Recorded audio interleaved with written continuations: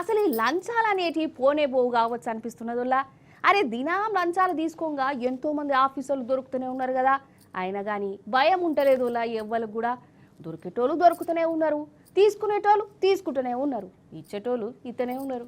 అగో మళ్ళా లేటెస్ట్ లంచగొండులను దర్శనం చేసుకోరు మీరు. ఇప్పుడు మనం మేడ్చల్ జిల్లా కీసర్ పోలీస్ టౌన్ కాడ ఉన్నాం. లోపలికి పోదాం రాది.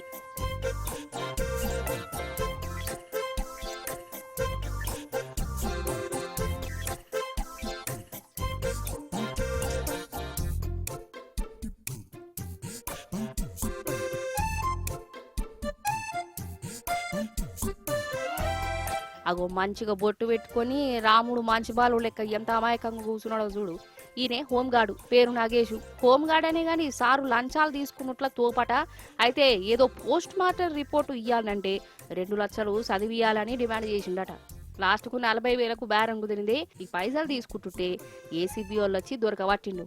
పక్క పొంటి ఈయన సాయితగాడు కావచ్చు. చూసినవా హోంగార్డు ఒక్క రిపోర్ట్ ఇవ్వడానికి 2 లక్షలు డిమాండ్ చేసిందంటే ఇక చూడు వీళ్ళ పనితనం ఎట్లున్నదో. కాదుల్లా అసలు ఈ లంచాలేంది?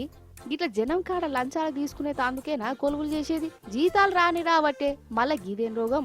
అసలు ఈ లంచగొండలు ఎట్లా మారాలనో అర్థమే అయితే లేదు. దినాం ఏసీ పోలు అతనే ఉన్నారు, దొరకబడుతూనే ఉన్నారు. అయినా ఒక్కలంటే ఒక్కలు కూడా భయం అనేదే ఉంటలేదోలా. ఇదివరకు దొరికిన వాళ్ళు కూడా మళ్ళా లంచాలు తీసుకుంటారు. మరి వీళ్ళకు భయం రావాలంటే ఏం చేయాలి? ఒక్కసారి లంచం తీసుకోగా దొరికితే అసలు కొలువే లేకుండా చేస్తే అప్పుడన్నా భయం వస్తుంది కావచ్చు. ఇట్లా మంది దగ్గర పైసలు తీసుకున్నాడు కదా.